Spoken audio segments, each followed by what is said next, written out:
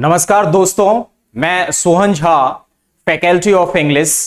मुझे एक बहुत बड़ी रिस्पॉन्सिबिलिटी मिली है कि आपको बहुत सारे बच्चों के पास एक समस्या है जो इंग्लिश से रिलेटेड है और आने वाले समय में एसएससी लोअर ग्रेड वाले जो एग्जाम्स हैं, +2 लेवल एग्जाम्स, वो होने जा रहे हैं, एसएससी कंडक्ट करने जा रही है।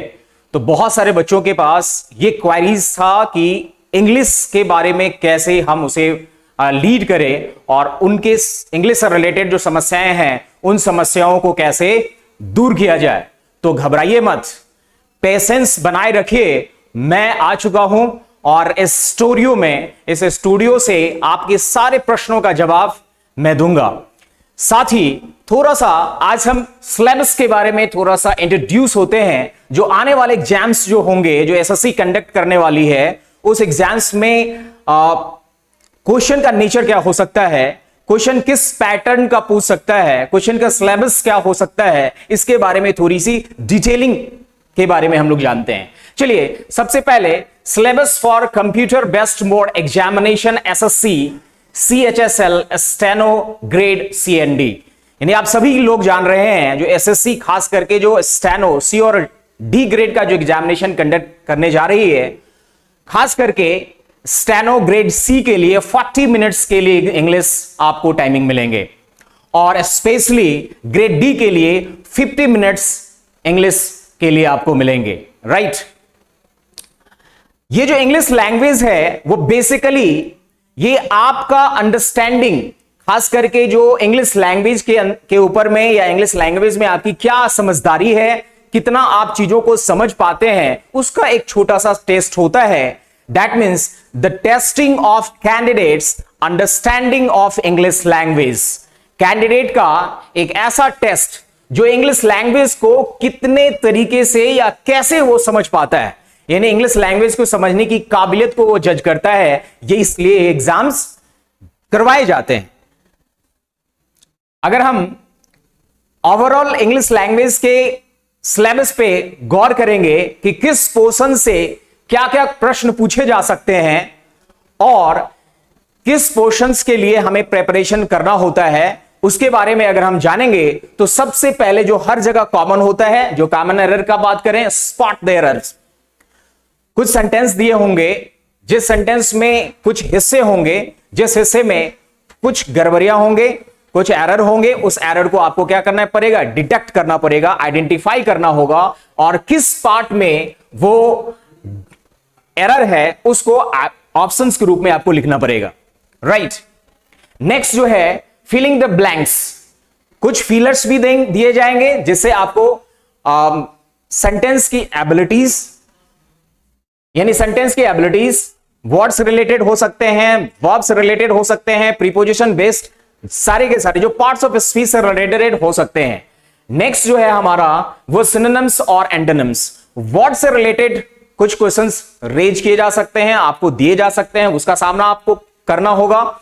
नेक्स्ट जो है स्पेलिंग और detecting miss spelled word.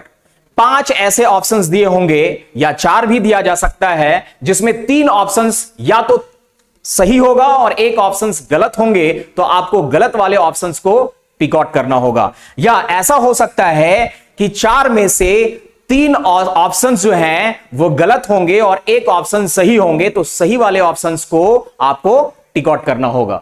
Next idioms and phrases. कुछ क्वेश्चंस आइडियम एंड फ्रेजेस से रहेंगे। नेक्स्ट जो है वन वर्ड सब्स्टिट्यूशंस। कुछ वन वर्ड सब्स्टिट्यूशन से भी लिए जा सकते हैं, एसएससी है, कुछ भी पूछ सकती है, कुछ भी पूछ सकता है। नेक्स्ट जो है इंप्रूवमेंट ऑफ सेंटेंसेस। सेंटेंस दिया हुआ होगा और उस सेंटेंस में क्या इंप्रूवमेंट रिक्वायर्ड है, क्या इंप्रूवमेंट की आवश्यकता है, उसके बारे में डिटेक्ट करना होगा और आइडेंटिफाई करना होगा। नेक्स्ट वॉइस से रिलेटेड कुछ प्रश्न दिए जाएंगे, जिसमें एक्टिव और पैसिव से रिलेटेड क्वेश्चंस दिए जाएंगे। नेक्स्ट जो है नरेशन, जिसमें हम डायरेक्ट स्पीच और इनडायरेक्ट स्पीच की बात करेंगे। डायरेक्ट स्पीच से रिलेटेड और इनडायरेक्ट स्पीच से रिलेटेड, अर्थात नरेशन से रिलेटेड कुछ क्वेश्चंस आपको दिए जा सकते हैं। फिर कह रहा है कि shuffling of sentences parts. सफलिंग of sentences in a passage, हो सकता है कि 2, 4, 5 प्रश्न जिसको हम लोग चार पांच सेंटेंसेस दिए होंगे, उन सेंटेंस को रीअरेंज करना है, यानी एक पैसेज बनाना है। 5, 6 या 10 सेंटेंस भी दिए जा सकते हैं, अमूमन जो है जनरली 5 सेंटेंस ही दिए जाएंगे। पहला सेंटेंस के स्थान पे कौन सा पार्ट को रखेंगे, दूसरे सेंटेंस के स्थान पे किस हिस्से को रखेंगे, तीसरे पार्ट पे किस सेंटेंस को रखेंगे, चौथे एंड पांचवें एंड सो ऑन। इस तरह से एक कंप्लीट 5 या 10 स्ट्रक्चर का, 5 या 10 सेंटेंस का एक छोटा सा पैसेज को आपको अरेंज करना होगा, ताकि उसका एक लिटरली क्या हो, मीनिंग निकल पाए। नेक्स्ट, क्लोज पैसेज भी दिया जा सकता है, यानी एक ऐसा पैसेज दिया होगा जिसमें कुछ फिलर्स रहेंगे और 4 या 5 वर्ड्स दिए जाएंगे, जो वर्ड्स रिलेटेड टू पैसेज, जो उस पैसेज को ज्यादातर सूट करे, जो ऑप्शन ज्यादा शूट करे, उस ऑप्शंस को हम लोग पिक आउट करते हैं और उसको सॉल्व करते हैं। Next and last, comprehension. Comprehension का मतलब तो होता है टू अंडरस्टैंड। कॉम्प्रिहेंशन पैसेज का कुछ हिस्सा दिया हुआ होगा, हो सकता है कि वह कोई मैगजीन से उठाया हो सकता है वह कोई न्यूज़पेपर के एडिटोरियल से उठाया गया हो सकता है कि वह किसी भी राइटर या किसी भी कॉलमनिस्ट का एक छोटा सा अंश वो ले लिया हो और उससे रिलेटेड 5 या 7 या 10 क्वेश्चन वो इनबिल्ड कर सकता है, सेट कर सकता है, प्लान कर सकता है। आपको उस पैसेज को पढ़ के सुटेबल आंसर को देने होंगे, राइट। नेक्स्ट अगर हम बात करें कि प्री एग्जाम्स के बाद कुछ आपके जो स्किल टेस्ट तो होंगे ही होंगे, साथ ही साथ writing ability would also be tested. Minimum qualification marks is at 33%. Writing ability would be tested. Writing ability भी कुछ टेस्ट किए जाएंगे, जो आप घबराइए मत, वो स्कोरिंग नहीं है, वो मार्क्स आपके मेरिट लिस्ट के लिए वो नहीं तैयार किए जाएंगे, कंसीडर नहीं किए जाएंगे, सिर्फ उसमें आपको पास करना होगा, यानी क्वालिफाइंग नेचर का वो एग्जाम्स होंगे। वो एक थोड़ा सा ये देखा जाता है कि आपके अंदर में अंडरस्टैंडिंग एबिलिटीज कितनी है, लिखने की काबिलियत कितनी है, क्या आप 2-4 लाइन लिख और समझ सकते हैं इंग्लिश लैंग्वेज में, जिसके लिए खास करके जो 2 ही फॉन्ट में हो सकता है, एक एसे राइटिंग हो सकता है या लेटर और एप्लीकेशन राइटिंग हो सकता है, राइट। टॉपिक क्या हो सकता है, related to national interest, finance से, इकोनॉमिक्स से या इकोलॉजिकल इश्यूज से या फिर सोशल इशू से भी हो सकता है, राइट। ये सारे टॉपिक आपको मिलेंगे, जिससे कि आपके एग्जाम्स को और भी ज्यादा एम्फैटिक बनाएगा। अगर इन सारे एग्जाम्स को आप क्लियर कर लेते हैं तो मुझे विश्वास है कि आने वाले समय में मेरिट लिस्ट में आपका नाम जरूर होगा, और आराम से आप इसको अभी से प्रिपेयर्ड कीजिए, माइंडसेट कर लीजिए कि मैं आ चुका हूं, मैं अर्थात सोहन सर अर्थात डीपीएसपी वाले सर। पिछले कुछ स्टूडेंट, जो पुराने स्टूडेंट होंगे, जो जीएनपी क्लासेस में कर रहे होंगे, वो डीपीएसपी का क्या मीनिंग होता है, क्या कोड वर्ड है, मैं कैसे बहुत चुटकियों में कॉमन एरर को फाइंड आउट कर लेता हूं और कैसे बच्चों को वो करवा देता हूं।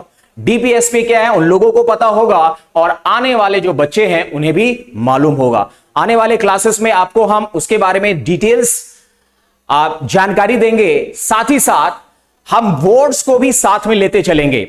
ये तो ग्रामर से सेक्शन और कंप्रिहेंशन को लेके चलेंगे कि किसी भी एग्जामिनेशन के लिए वर्ड जो होता है वो उसका बेसिक पिलर होता है, तो वर्ड्स को कभी नहीं छोड़ना है। और इनिशियल स्टेज में वर्ड्स भी कई तरीके से हम आपको बताएंगे, बहुत सारे ट्रिक हैं, आपको याद करने की आवश्यकता नहीं होगी, बहुत सारे स्टोरी हैं, बहुत सारे ट्रिक एंड टेक्निक हमने इन्वेंट किए हैं। उस सारे के सारे नॉलेज, सारे के सारे एक्सपीरियंस, पिछले 8 सालों का एक्सपीरियंस, सारे निचोड़ के आपके पास दे देंगे। और YouTube से जुड़िए, फ्री ऑफ कॉस्ट है। खास करके जो वर्ड्स की हम बात करेंगे तो बेसिक्स जो वर्ड होंगे, बेसिक वर्ड, वो एससी हार्डविक से स्टार्ट करेंगे। एससी हार्डविक में लगभग इंट्रो से लेके वॉल्यूम 5 तक है, टोटल वॉल्यूम 6 है। हर बुक में 20 लेसन्स होंगे और एक लेसन में 18 वर्ड्स होंगे। हर लेसन में एक स्टोरी होगा, यानी एक बुक में 20 स्टोरी होंगे, तो 6 बुक है, आप समझ सकते हैं कितने स्टोरी हो जाएंगे। और पूरे बुक्स को, यानी आप एक 20 स्टोरी को कवर कीजिए और एक बुक कंप्लीट। उस हिसाब से देखेंगे तो 2160 वर्ड्स जो टिपिकल वर्ड्स है, जो बेसिक वर्ड्स है, जो रिक्वायर्ड फॉर एसएससी के लिए, चाहे वो ग्रेजुएट लेवल एग्जाम्स हो, चाहे वो +2 लेवल एग्जाम्स हो, सारे एग्जाम्स के लिए वो आपके लिए प्रेफरेबल होगा। तो दोस्तों बने रहिए, इस चैनल को सब्सक्राइब कीजिए, लाइक कीजिए और अपने दोस्तों में शेयर कर दीजिए। और मेरा पहला क्लास आने से पहले इतना शेयर कर दीजिए कि मैक्सिमम बच्चों को ये लाभ पहुंच पाए। और आप सभी लोगों को मेरी शुभकामनाएं। आप सभी जो अपकमिंग ऑफिसर्स हैं उन सभी लोगों को मेरा सलाम। Thank you very much.